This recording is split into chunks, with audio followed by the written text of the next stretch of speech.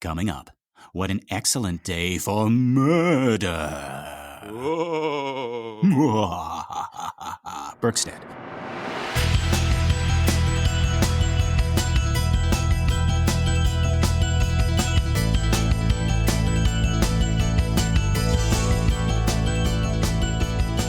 Well, howdy, folks, and welcome to Minute 60 of The Exorcist Minute, a show where we endeavor to examine, extrapolate, and excavate The Exorcist minute by terrifying minute. My name is Lester Ryan Clark. And I'm KeNOPEsia. And we'll be your holy guides on this journey through what some have called the scariest movie of all time. So, our minute begins with Chris tucking her daughter in and muttering, God. And it ends with the assistant director saying, Burke's dead. Oh my gosh. This is the moment, folks. We have been leading up to this moment right here. Burke has left us. He has died. And this is our first kill in our horror movie. So we've had a death with Mary Karras, but this is the first time that someone has gotten Pazoozed. Yes, right? They have been thoroughly Pazoozed. They have been Pazoozed 100%, right? It would be, what would it be? It would be 180, right? Because that's right. Because his head all the way around. So this is, a horror movie where there are no kills for the first hour. And it is usually thought of as the scariest movie of all time. And that's just very different from how a horror movie would work today. That is fascinating. I didn't even really pick up on that. The fact that, we have very few deaths here. All of them matter. All of them have a lot of weight, but it isn't like, we talked about it before. It isn't like a Michael Myers, Jason Voorhees type picture where, you just kind of like you're slashing your way through bodies.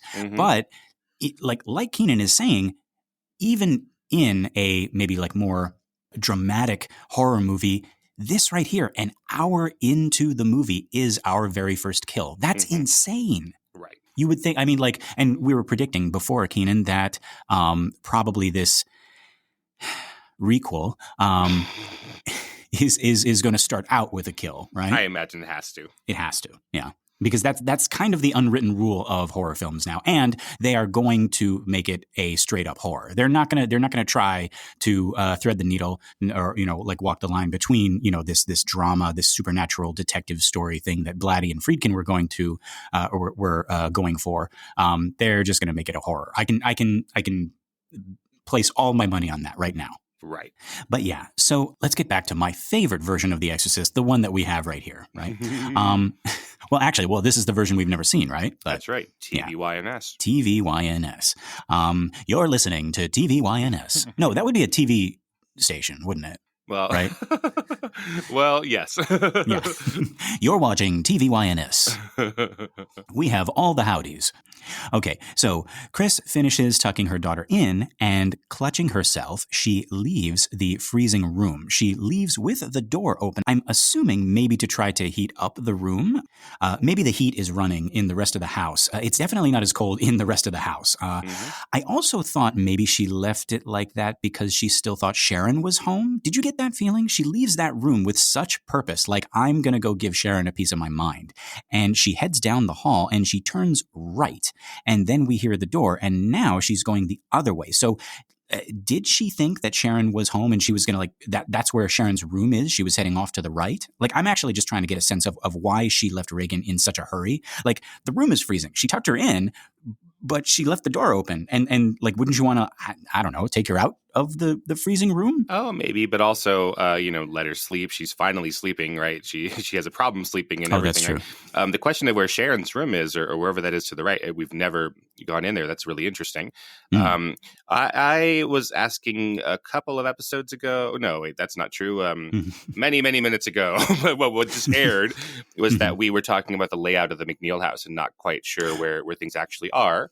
Right. And we had somebody, one of our listeners, send us a link to a recreation of the McNeil house. And there were rooms up there that I hadn't been thinking about, and I think this is one of them. So we're very familiar with the downstairs, and then the upstairs, there's because the house on the outside is the ground floor is the same shape as the top floor. Right. So there must be stuff up there. So I guess Sharon has a room here. Yeah. And yes, I am so glad that one of our listeners sent that to us. I'm so happy about that. They requested not to be named, but you know who you are. Thank you so much. And I'm going to post that up on the listener group on the Facebook page so everybody else can get a look at that. Right. I think that the artist version that our listener sent us to is sort of making some guesses. But the downstairs looks exactly correct to me because we do go into every single one of those rooms. That looks exactly how it really is. Yeah, I was looking, and I can clearly make out. It's like, okay, that's definitely Reagan's room. That's the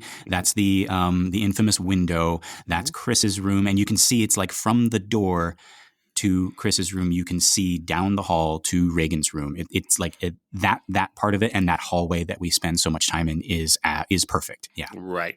There's a question I have that I'll have to keep looking out for, but I don't think we go back to the basement anymore, right? Oh, wait, I think we do. There is that scene with Karis down there, and Chris and Karis are like, it's just like, oh, he, you probably know as much about exorcism as most priests. And of course I remember that scene. I'm an expert on The Exorcist. I have a podcast about it. We examine, extrapolate, and excavate. Oh, yes. We've done all of this well ahead of time, and everything is planned out perfectly. Folks, this was all scripted. He's reading the script right now. That was all intentional. That happened. Right. The other question I have was, so when we get to that minute, that I totally know what you're talking about. Yes. We'll have to see like whether that shows the stairs and how it interacts with the stairs that go upstairs. That's the only question. That's the only remaining question I have about that layout. Right. So you're talking about the stairs that lead up from the basement, or? Yes, exactly. So the stairs, we've seen the stairs leading up from the basement, but we haven't quite seen how it connects to the rest of the house. So, I know what you mean. So like what's the room that Chris uses? I don't know. I guess like another hooky stick pull down. It would be like it would be in the floor, right? I don't know. I think it just might be a door. You think it's like some storm door type situation? Actually, no. What am I thinking? See, now it's my turn to feel stupid. No, of course it would just be a door, and then you'd open it, and there would be stairs leading down. Of course, right. Yeah. But yeah, the artist who made this recreation of the McNeil house says that staircase is under the staircase that Chris is using to go to the ground floor in the next scene. Oh, but we don't see it, so I think that might be another guess. So it's like guess.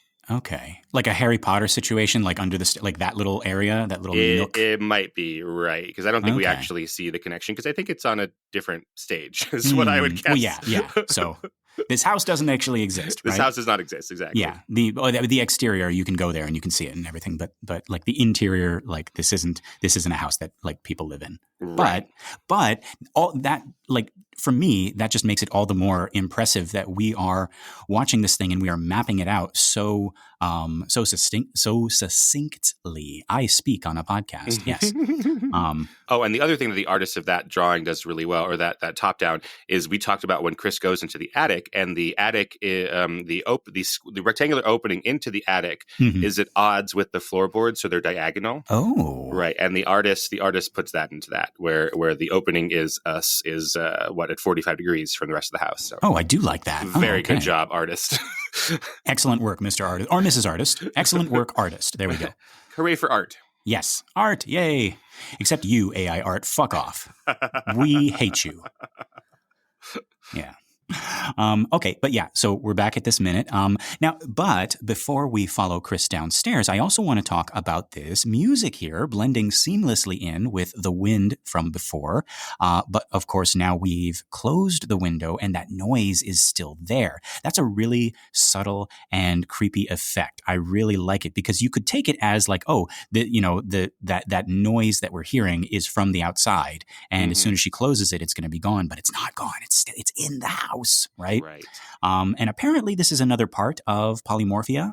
It's actually been going on since the last minute, just a little bit before the appearance of Captain Howdy on the stove range up there. Right around where Chris says share. So it's been a nice buildup as we ascend those steps. The music has been ascending and we discover the window and we walk back out of this freezing room.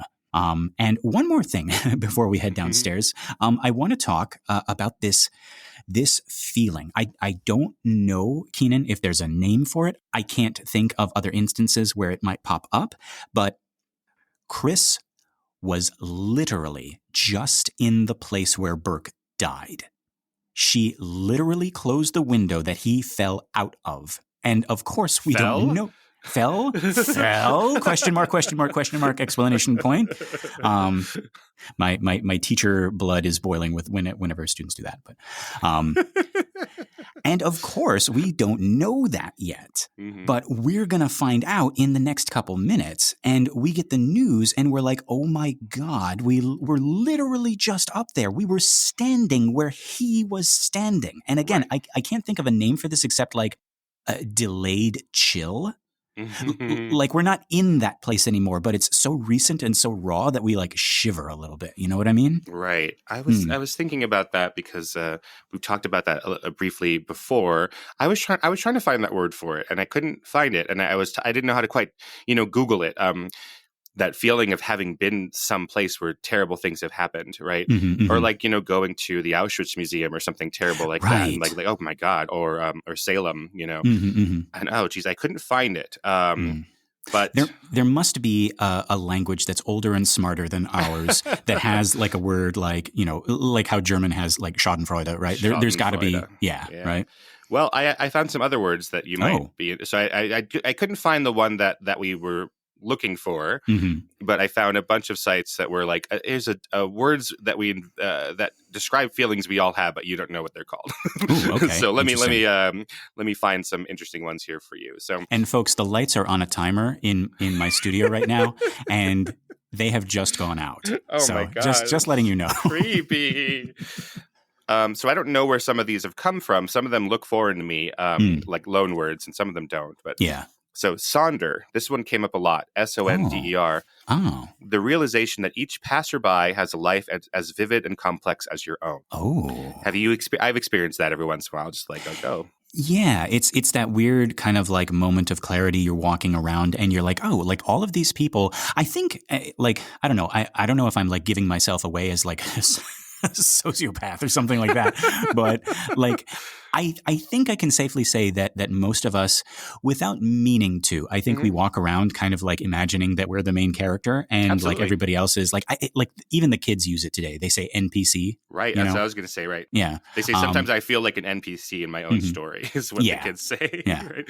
But like most of the time we feel like the main character, and then we get these like little flashes of like, oh yeah, like they're like that person that I just passed by in the street, like they're going to go home, they're going to have a life, it's going to be great, it's going to be awesome, or it's going to be bad, or it's going to be boring, or it's going to be like like just as filled as mine. And that's and then of course the next thing you think is, oh, every single person is like that. That's right. Like my brain can't contain all of that, right? Right, absolutely. All right, I have one more. Okay. Enomois. It looks like denomois, but without the D at the beginning. Ooh. So ENOUEMENT. I'm assuming it's French because it's such a Frenchy sort of idea here. Yeah. Enomois, the bittersweetness of having arrived in the future, seeing how things turn out, but not being able to tell your past self. Ooh. See, very French, no? Yeah. Like the It Gets Better campaign for teens who were being bullied or queer teens, right? Like, oh, but you can't tell your past self it got better for yourself, that you're doing well now. That is the tragedy of knowing that it will get better. But being powerless to do anything. Powerless as we always are. We are all small and powerless.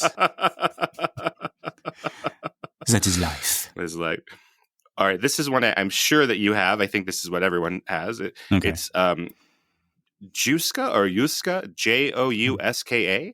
Okay. A hypothetical conversation that you compulsively play out in your head. Oh, yeah. Like that's my normal thoughts. Yeah, exactly. I need some anti-Jouska in my head. Yeah. Anti-Jouska came over and she brought the Cardiograph 9000. Oh, I should have. This website isn't particularly well organized. This one is the sort of maybe opposite of the Enomois, which is the idea that you can't tell your past self about the future that you're living in.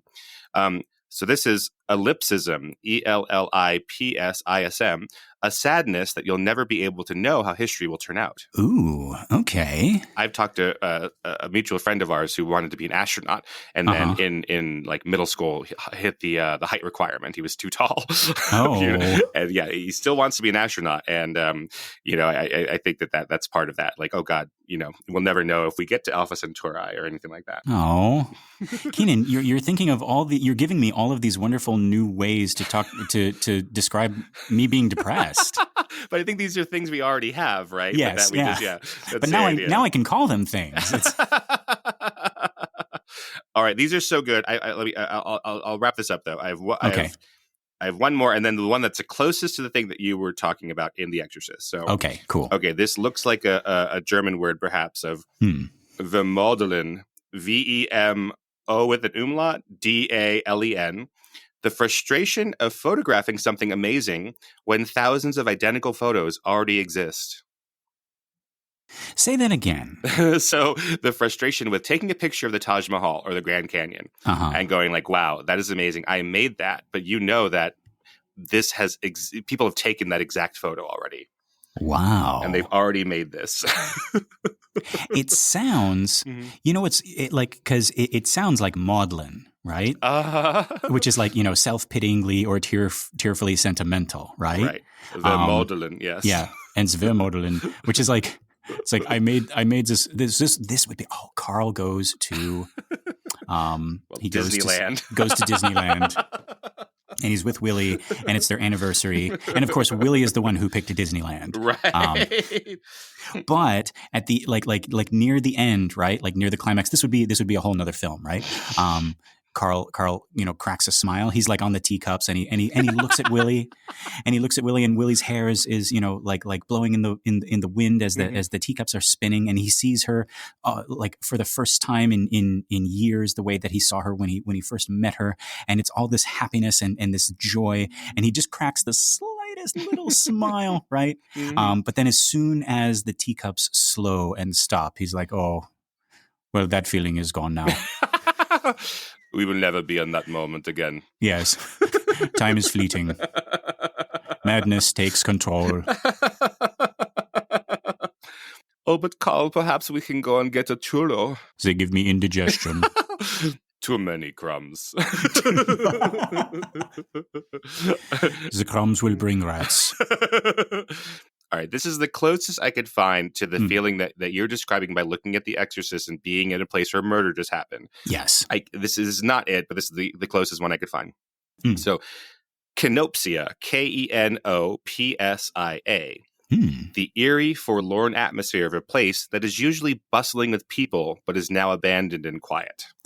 Ooh. So that we experienced at the pandemic. I drove up and down the Las Vegas Strip during lockdown, just to see what that was like. And there were people riding bikes down the Strip, which was very strange. Oh, my goodness. Like we're like riding a bike on Hollywood Boulevard or something like that, or down Broadway. That's at unless I'm wrong, that's at like the core of like a good haunted house atmosphere, right. Because it's like a home is, supposed to be filled with people. It's supposed to be full of warmth and life, and or you could do the same thing with a hospital or a school or something like that, right? Yeah, or I worked at a Target, and the first time that I worked after it closed, it was like, oh, how creepy this is, right? Yeah, folks. Wow, this is so weird and meta. But so I'm not recording from home right now. I'm actually recording at my school, in my little studio in the school, and I am the only one here. Oh, or are you? Yeah, like or am I? Right? Question mark. Exclamation point. ... But no, like and because the lights are on a motion sensor and a timer, they occasionally click off, and then I have to get up and I have to run around. So they're like, oh, somebody's here.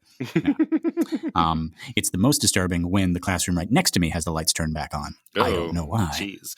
Yeah. So if anyone has the term or can find the term for what that's like to be at a place where where something horrible has happened. Like, yes, a haunted house, we sort of have that feeling, but like even in a brand new house that you've never been in, where people have definitely not lived and died there, you can get that feeling. But right. Yeah, but I think it's something different. It's like not like, oh, something creepy could be happening, but something creepy actually did happen here for sure. Yes. And I would go so far as to say, Keenan, this one is even a little bit more removed from that, because it's not like this is like, oh, a murder happened here many years ago, but don't worry, like you're completely safe right now. All the like everybody who was involved in that murder is all, long gone. This is like she drove up on the ambulances. She passed it like as it happened, right? And it's almost like, I know this isn't the case, but like it's almost like she avoided the danger. Like danger just happened, right? And is literally sleeping in that bed as she tucks it in, right? But it's like she was so close to like a sleeping snake, that just bit somebody, right? And it just like I don't like it is that like she was standing in the place that he was standing, but also it's like, God, it's just so recent. It literally just happened. And she's like moving and touching things in the place without knowing like what literally just happened. Right. And in her next minute, she's going to be piecing it together that she was, that she was in that spot, that she saw the ambulance, that she was touching things, that the last person to touch was Burke. Yes. Right. And oh my God, that is like, I can't wait to talk about that bit of acting right there. Oh my God. Absolutely. Yeah. But, okay. So, we cut from there, and we are now, downstairs looking up as Chris descends the staircase in a state of high agitation. She is mad at Sharon for apparently leaving Reagan all by herself. Is she crazy? The window's wide open. Her room is freezing. Sharon is genuinely confused here. Didn't he tell you? Didn't who tell me? Burke. What's Burke got to do? What's Burke got to do with it? No. I was going to correct the way you were saying it, because you've left out that Sharon has come home sometime when Reagan or when Chris is looking. But I think that's the feeling that we get, right? Like Chris goes out of Reagan's room, looks for Sharon, turns around, and then we don't hear the door open, right? We don't hear Sharon saying like, "Hi, Chris, I'm home," or anything, right? Wait a minute. No, actually, I think you are right, Keenan. I think as she's walking out of Reagan's room, there is like a door slam. Right, but no, I'm trying to support the. I'm not trying to correct you. I'm saying like that's sort of the feeling that we get, right? Like she's like, Sharon, where the hell? Oh, there's Sharon all of a sudden, and like it's just this big whirlwind that Chris is on, right? Like she's not like realizing necessarily. Like it all feels like it's happening all at the same time. Yeah. It's so crazy. Like she's like, as it's happening, she's piecing it together. She doesn't even have any time to process it. Oh my gosh. It's like, oh, you left. Oh, Sharon, where are you? The microwave's going crazy downstairs. The fridge is. It's like that scene in the Brave Little Toaster. All the appliances are going nuts. They're celebrating. The people are gone. I go up there. My daughter's freezing. This damn window I'm always closing is open again. And I look in your room and you're not there. And now, you've been out somehow. What the hell, Sharon? Right. Yeah. There's still a Captain Howdy face on the range. Like I told you to Windex that off. Come on. Right. It's all one big thing. So she's already pissed off, and then every room that she goes into is just another thing to be pissed off about. Yeah. And again, folks, we gotta forgive Chris here for being agitated. Again, like we're talking about this kind of like being the parody of Chris McNeil is like just always high agitation, but like literally like look at everything that just happened. Like all of this, try to take all of that in. She just came home from the doctor who says, I don't know what to do. Let's take her to a psychiatrist. Right. And then, she passes by this ambulance, and then now she's looking for, looking for Sharon because the window's wide open. It's freezing in her daughter's room, like all of this crazy stuff. Right. So yeah, so of course she's going to be a little bit ticked off. Right. Yeah. But yeah, apparently there wasn't anybody home. So when Sharon went to get the Thorazine, she had Burke stay with Reagan, and we can see before she even finishes her explanation, we can see exactly what Chris thinks about that idea. So Keenan, that has me wondering, like, on a good day, when Burke isn't drunk or dead, how do you think he is as a babysitter? Right. Those are Burke's best days, when he's not dead. When he's not dead. I would say this day is a 10 out of 10. He's sitting outside in a lawn chair, right? He's got his little martini, right? He checks his pulse. He takes a deep breath and he's like, it's a good day. Yeah. My neck is on right. Mm-hmm. I got my head on straight. There we go. Boom. Oh, yes. There we go. Ba-doom. Yeah. But yeah, we see Chris's reaction here as soon as she realizes that that's what happened, that Burke was left to babysit. And even Sharon realizes it halfway through, like she's speaking. She's like, oh, I should have known better. So how many times before this has Burke babysat for them for both of them to realize that this was a dumb idea? Like what did he do in the other babysitting sessions? I can see him being like, now come along, Reagan. We're going to educate you in the history of film, right? And he ends up showing her something with a lot of violence, like, I don't know, like Psycho or something, right? And then Mom finds out, right? It's like, oh, Uncle Burke says Hitchcock is a cunting hack. Yes, he probably would not like Hitchcock very well. No, because everyone else likes Hitchcock. He's a contrarian, right? Yeah. He's the one guy who doesn't like Alfred Hitchcock movies. Wears a fucking tie while he's directing. Or they're watching like a World War II documentary, and Burke's like, you see there, that's Carl's father marching there. Be sure to ask him about it later. Right? He loves talking about it. Yes. Well, here's my question for you: is if you're Sharon, would you rather leave Burke to watch Reagan or to go and get the drugs? Oh, God.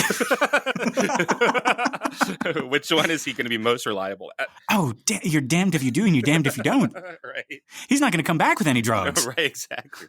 He's going to figure out some kind of off-label use for Thorazine. Yeah. Whatever that is for. Zorathine. Yes, I invented a new drink. There's six, what was it? It was 6 of one, half a dozen of the other, you know. Oh my God, yeah. Like he goes out. I don't know. Ooh, that is a good question. But it's like those logic puzzles where you have to cross the stream and you have what do you have? You have a fox, a chicken, and a stack of grain, right? Yeah. You have to go across. So you can't leave the chicken with the fox, and you can't leave the chicken with the grain. You have to supervise them. So you could leave the grain with the fox, right? Yeah. Okay. So what is this? Okay? In the Exorcist language, this is you're trying to cross a river, trying to cross the Washington River. Is that what it is? The Potomac. The Potomac. Yeah. And you got Burke, you got Reagan, and you got a bottle of gin. Right. You obviously can't leave Reagan with a bottle of gin. Right. You can't leave Burke with a bottle of gin. Can't leave Burke with a bottle of gin. No, right? No. So you have to leave Burke and Reagan together. Sharon's right. Yeah, there we go. See, she did, Look, I took these theoretical exams, and I came out 10 out of 10. Yeah, I have a lot of sympathy for Sharon, and she's one of the most interesting characters. Oh, God, yeah. Yeah, as I get older, right, and the world becomes more of a post-capitalist hellscape, right? You're aware of this, right? Have you been following this in the news? That what? Question mark, exclamation point? That the world's going to become uninhabitable because of capital, right? I'm not sure if you realize that. Yeah. So, late stage capitalism, Hakuna Matata. Right. So as I'm getting older, I'm becoming, much more at least Marxist in my thoughts, like looking at the world through class, and especially movies and literature. Like a Marxist critic isn't necessarily a critic who is a socialist, but is looking at a movie with class in mind.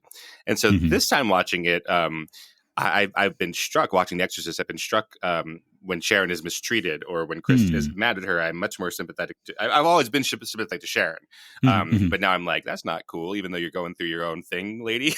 Like, this is your employee. Yeah. Dang. I don't know. Like I'm so sympathetic to Chris that it's hard. Like I understand that it's like that Sharon didn't do anything wrong. Right, exactly. Like she did absolutely nothing wrong, right? Like the reason she left wasn't to go, play with the horsemen.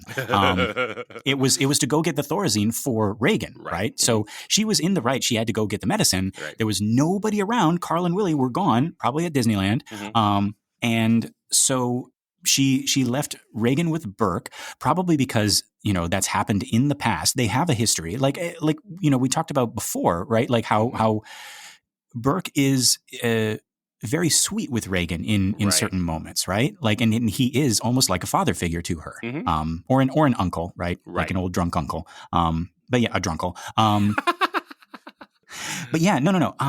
For me, this scene kind of gave me the feeling of, it's like, oh no, my two, my mom and my sister are fighting, like, and I don't hate either of them, like, Right. And that, I don't know, maybe that's by design, that we're supposed to feel like a little kid, watching the adults fight, and we don't want to choose sides because like both of them are, we love both of them, Right, but one of them's getting paid to be there, is my point. Or That's else true. She would have to go live in a stable with her boyfriend. Yes. In a manger. Yeah. They are the second coming. They're the second. Yes. But the biggest indignity that that happens to Sharon is coming up, where Chris decides not to be in the sequel movie to The Exorcist, and Sharon has to do that instead.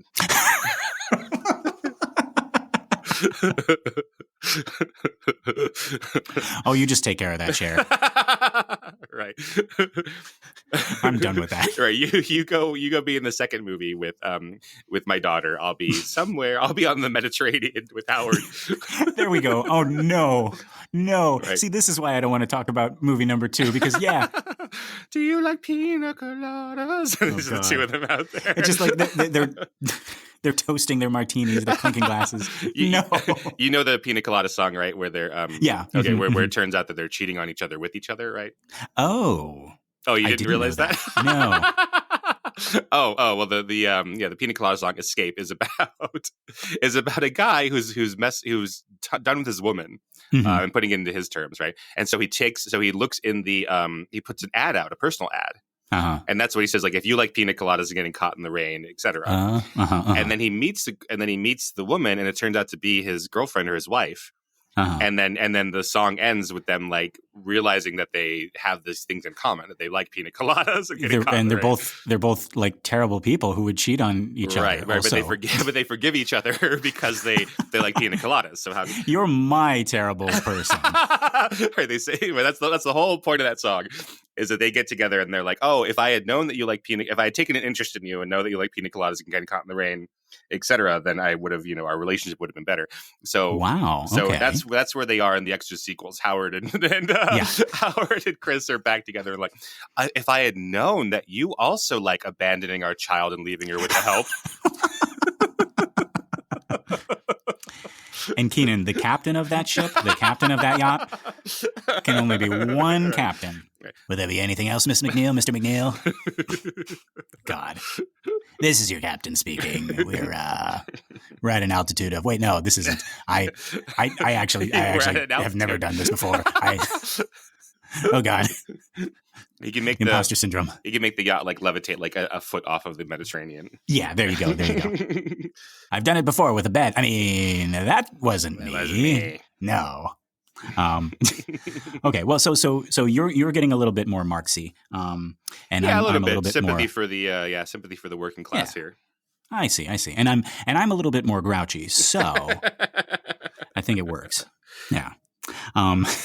We went with our friend Ian Hinden as the Marx Brothers for Halloween once. Yes, we did. I wonder if there's any photos of that ever around. Oh, there's got to be. I hope so. I don't know. We didn't do a very good job of self-promoting ourselves. So. No.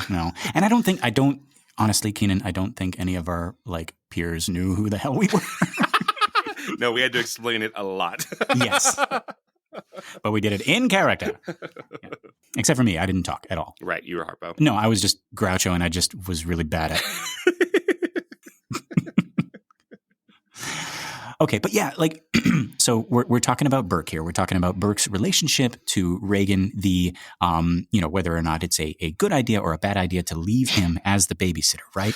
And wait, what? It's not whether it's a good idea or a bad, it's just sort of like how bad of an idea is it to let Burke do anything? Like there's like a pecking order of bad ideas. You are absolutely right. There is what no would you good leave idea. him? Yeah, what would you leave him in charge of? Yeah, I mean, a movie. Apparently, he makes really good ones. Right. And Burke, I'm going to put you in charge of making sure all this scotch goes away. And then once something becomes your job, then all of a sudden it's not interesting to you anymore. That's how you cure Burke of alcoholism. It's like, you cunting boy telling me what to do. Who do you think you are? I'm not going to drink a single drop. Actually, you know what? Actually, before I go any further, now that I'm thinking about it, I think it could work but it would be Reagan who would be doing the babysitting. You know what I mean? Right. Like Burke would be the kid in that equation, right? And Reagan would come into the room. It's like, Uncle Burke, it's my bedtime, so I'm gonna go to bed. But I left some Hitchcock on for you. I made you scotch. And it's like, I'll kiss you goodnight, and then don't get into any trouble. Don't fall out any windows. Now who's going to tuck me in? Yeah, that's exactly what he would say. Well, we're being really hard on Burke when he's dead. So. Yeah. But yeah, it's weird.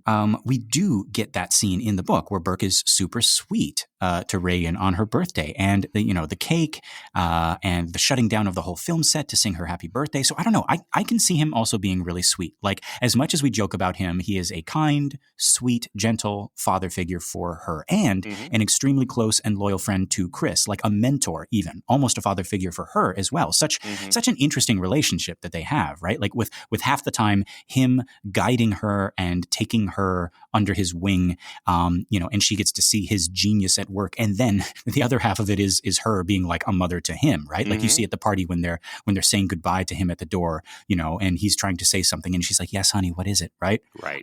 So yeah, it's this weird kind of like they hold each other up, they support each other. And I also wanted to speak to Chris's ultimate reaction here to Sharon's leaving Reagan with Burke. I don't know how else to put it, except it doesn't seem like she stayed angry about it for long. Right.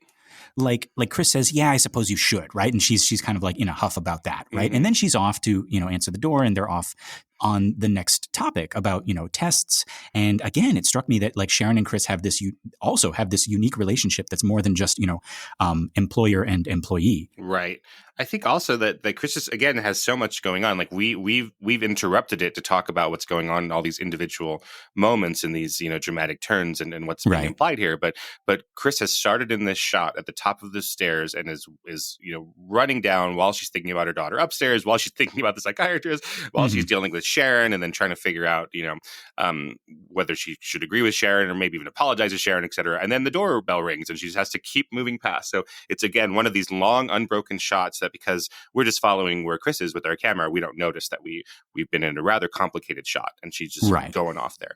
I have a question for you about acting, Lester, as my thespian friend. I had one of my students once, a good friend of mine, ask, about some advice that he had gotten in high school theater. I had a really good, theater for the arts. Yeah. But he was, he was sort of wrestling with this advice that he'd gotten from his teacher, where his teacher said that when you're on stage, you should always be present.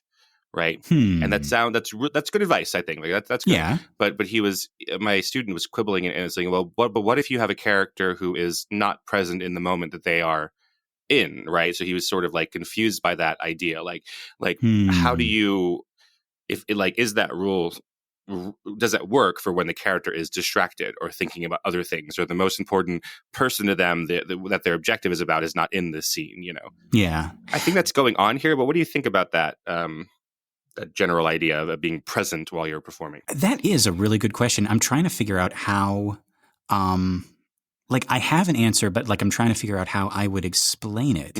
I think that teacher, when that teacher said you have to be present on stage at all times, right? Even when your character is distracted, maybe they're doing one of those Shakespearean monologues and they're being very reflective, introspective, whatever. Maybe they're not listening. Maybe they're sleeping or daydreaming or whatever. I think what he's trying to maybe let me say it like this. To be present in your distraction. To be present as the actor, even if you are distracted as the character. Right. Yeah. Yeah, I think that's really what's going on here, right? She's dismissing Sharon and already thinking about other things, and she's going to open this door, which is Sharon's job, by the way. Right. Get to work, you plebe. What have you been doing? Get the damn door, right? And that could be, I mean, that that maybe speaks to what we were just talking about, Keenan. That could be a perfect example of Chris is so distracted that she doesn't even think. It's like, wait a minute, this is your job. What do you like? I just opened the door. Like, what are you doing? Because she's so caught up in everything that's going on. I can see, like, for me, I would prepare in that way. I would be thinking of, it's like, okay, I have to, I haven't even updated Sharon about what the doctor says, what Dr. Klein said. I haven't talked about that. I'm still angry at her about the whole thing, and I'm not sure if I want to come down from that or not. The doorbell's ringing. God damn it! Let me just just instinctively, I'm going to go off to the and answer the door because I want there to be quiet so that I can keep talking to Sharon. Right.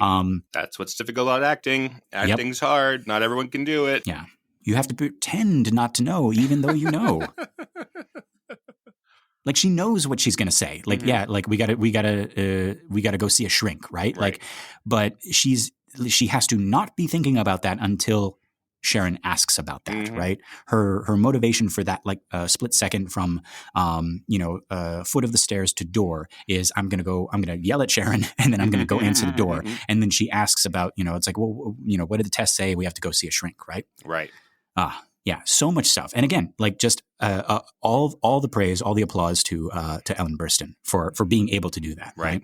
In any case, right, neither of them seem surprised now that Burke is gone. Right. Not gone, I mean, that he's no longer here. Well, no. But that he's abandoned the little girl. That he has abandoned the little girl.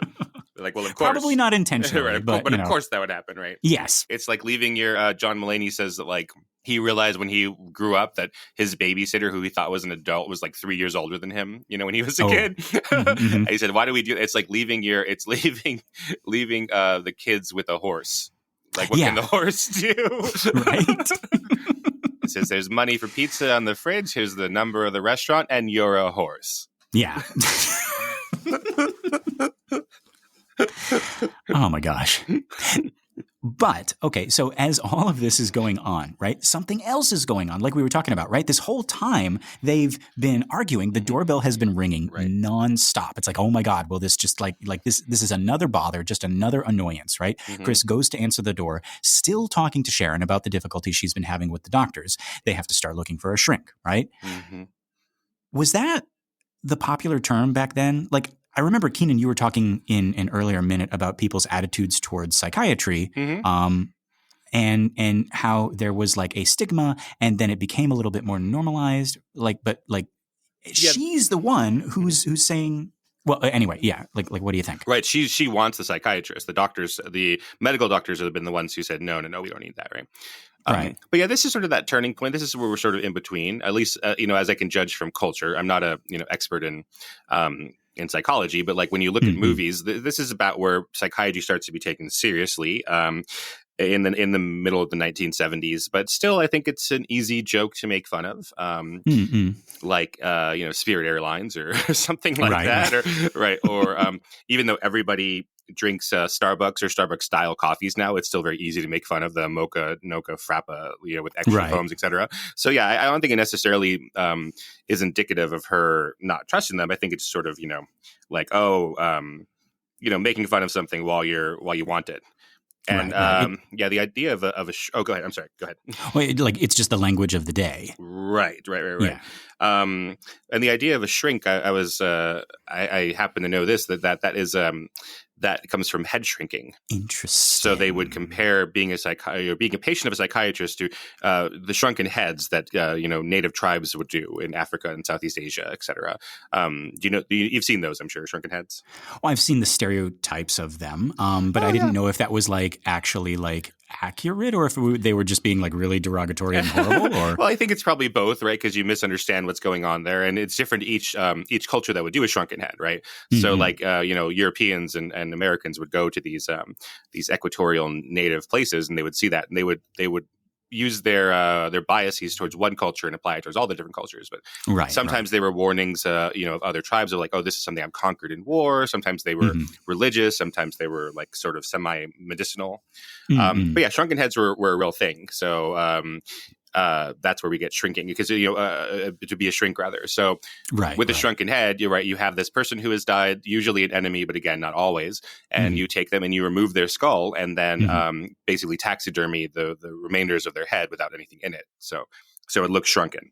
Yeah. So the idea there with the psychiatrist is like, oh, that's the guy who's going to go in and take out my brain and mess me and turn me into something else. Right. Ay, ay, ay. And very, very interesting that, she's pushing for psychiatry, but then later on she's going to be like, you're telling me to take my daughter to a witch doctor. And it's like, we just now she's using the term shrink over here. Yeah. She might not know where that comes from either. You just say these things, right? But yes, I was thinking about the P psychiatrist on the Animaniacs, who I'm sure you are aware of. Oh, right? It's Dr. Scotch and Sniff, Dr. Scotch and Sniff, right? Right. Yeah, I was thinking about that. So that's the Warner Brothers. They refuse to call him a psychiatrist because there's a P in front of it. So they call him the P psychiatrist. Yes. And I was thinking a lot about that. Like, I don't know. I don't think that that's a show that for whatever reason has it's so impactful on people our age, but I don't think anyone like half a generation above us or below us even knows that show. Oh, I mean, like it has a revival. There's like a reboot out. I don't hear about it from any of the kids. I have not, like in the voice acting circles I have. Oh, yeah. And Rob Paulson, who is the voice of Dr. Scratch and Sniff and Yakko and the Brain. No, and Pinky. And Pinky, right. and like a bunch of other, right? And Raphael, the old Raphael from Turtles, right? I didn't realize that. Okay, cool. Oh, yeah. And now he's like the Donatello in a new iteration as well. Why did he switch from Raphael to Donatello? I don't know. I'm sure they said it on the podcast, but that was actually like when I was living in Hong Kong. That was the one of the podcasts that I was listening to that kind of like lit a fire under my butt to come to LA and cool. Try my whole voice acting thing. Yeah, so folks, if you are voice acting inclined, check out Talkin' Tunes with Rob Paulson. Him and his buddy Maurice LaMarche, who is the Brain, who is essentially what is the Brain's the actual actor, Orson Welles. Orson Welles, yes. Yes. Green pea soup, yes. Mrs. Peel's green peas filled with country sunshine and green penis. Oh, that's terrible. If you make a movie as scary as The Exorcist, I'll go down on you.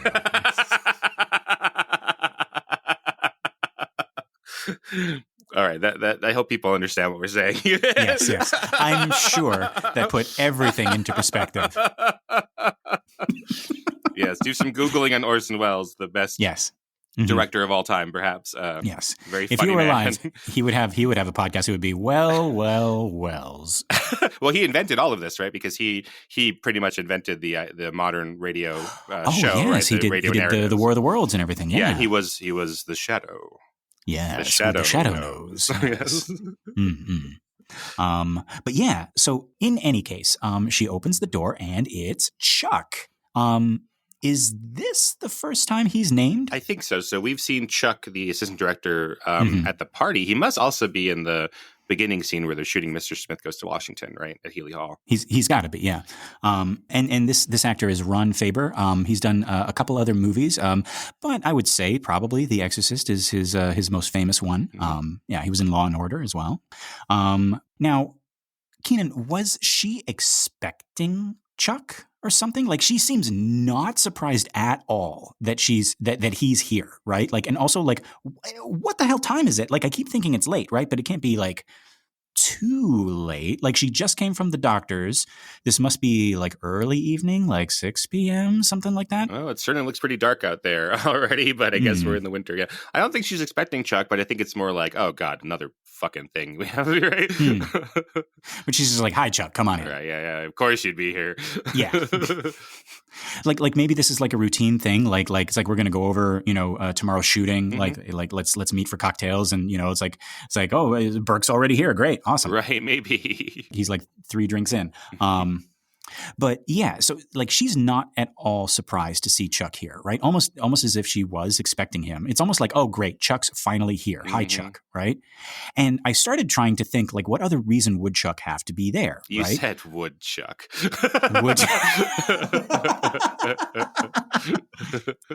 So how much good can a good Chuck do when Burke is already dead? Oh. There we go. We did it. We got it, folks. Brought it back down again. Yeah. Brought it back down. Yeah. That's what we do on the Exorcist Minute. But yeah, so that's what I was thinking. It's like it's probably like maybe related to filming, or that's what Chris assumes, right? But you know what happens when you assume something? Your best friend and mentor dies. But yeah, so she invites him in, and before she even finishes saying "come on in," she's like turned and she's walking down the hall to put away her coat. Chuck comes in. And he doesn't really get a good look at Chris, but like he steps in and glances at Sharon, and then he says, "I suppose you heard." And Chris is like, "Heard what?" Right? She's still putting her coat away. Her own mind is still going a mile a minute, like we talked about, right? Like she's even if Ellen Burstyn is present, Chris is definitely not present in this moment right now, right? But maybe something clicked, right? She turns now to look at Chuck, and Chuck realizes she hasn't heard. And he does this thing. He takes his hat off almost like he's just heard some bad news. I really want to compliment Ron Faber here. In this little time that he has, he does a really, really good job.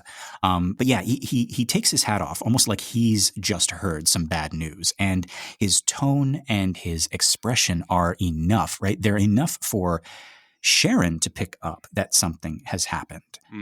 Even before he finishes saying what he says, we cut to her, and she has this look like, oh, something bad just happened, right? And indeed, something bad has happened. We cut back to Chuck just as he says, "Burke's dead." And so there it is, folks. Now, because this minute is literally when we say goodbye to Burke.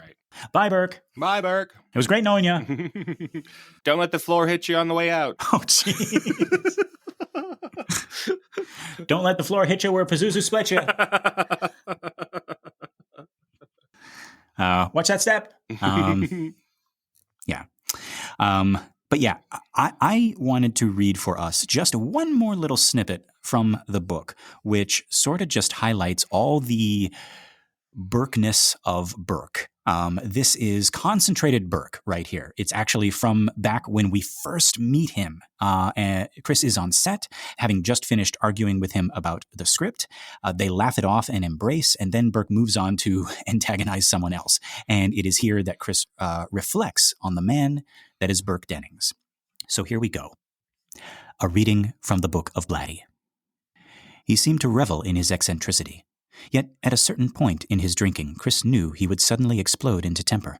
And if it happened at 3 or 4 in the morning, he was likely to telephone people in power and viciously abuse them over trifling provocations. Chris remembered a studio chief whose offense had consisted in remarking mildly at a screening that the cuffs of Dennings' shirt looked slightly frayed, prompting Dennings to awaken him at approximately 3 a.m. to describe him as a cunting boor whose father was more than likely mad.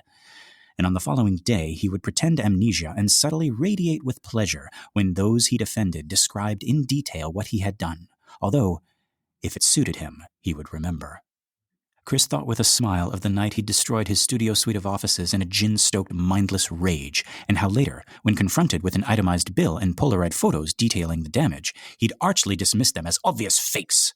The damage was far, far worse than that. Chris did not believe that Dennings was either an alcoholic or a hopeless problem drinker, but rather that he drank because it was expected of him. He was living up to his legend. And there we go. That is Burke to a T, to a bourbon tea. He is a mixed drink of Oscar Wilde and Dudley Moore, but so much more. I'd like now for everyone to raise a glass of their favorite beverage, whatever makes us more funny, in a toast to Burke Dennings, friend, mentor, father figure, director, plot device, and comic relief in a movie that would otherwise be too sad to watch. Right, so I guess it wouldn't necessarily be Blatty now that we know what Blatty is like if we lost one comic relief without adding a new one. So within a few scenes, we're going to add Lieutenant Kinderman, who is a whole new comic relief character. And I don't know, I don't want to bring us down too hard, but Jack McGowan, the actor who played Burke, actually died right after production was done. So as he had wrapped the film, he went home and got a case of a London flu epidemic from 1973 and died at the age of 54. So he never got to see his biggest, at least commercial success, The Exorcist. Yeah. And that is a real tragedy. That's something that that's very, very unfortunate. But he left an impact on this film. He is like you said, Keenan, like this is a role that we're all going to remember. Mm-hmm. Yeah. So folks, that is all of my notes for this minute. Keenan, did we get everything? I think we got it. Okay. Folks, this has been another excellent Exorcist Minute. I've been Lester Ryan Clark. You can reach me on all the socials as Lester Ryan Clark. And I've been Keenan Diaz, and you can find me on Instagram and Letterboxd at Howdy Keenan. Our website for the show is theexorcistminute.com. We also have a Facebook page, so if you like us and you want to share us with your friends, you can head over there. We also have a listener group on Facebook called Compelling Conversations. Just request to join and we'll let you in. And of course, as always, if you'd like to leave us a message, our email is theexorcistminute@gmail.com, all one word. We want to hear from you guys. What would you leave Burke in charge of while you had to go and get some Thorazine? For whatever reason, I don't know. I don't know your life, listeners. Lastly, if you like the show and you want to help us out, the best thing you can do for a new podcast that's just starting out is to leave a 5-star review, and that'll help other people find us, and we can keep growing this cool community. Well, folks, I think there's only one way to properly close this out. Keenan, are you thinking what I'm thinking? I think I am, Lester. Until next time, folks. The power of Jack McGowan compels you.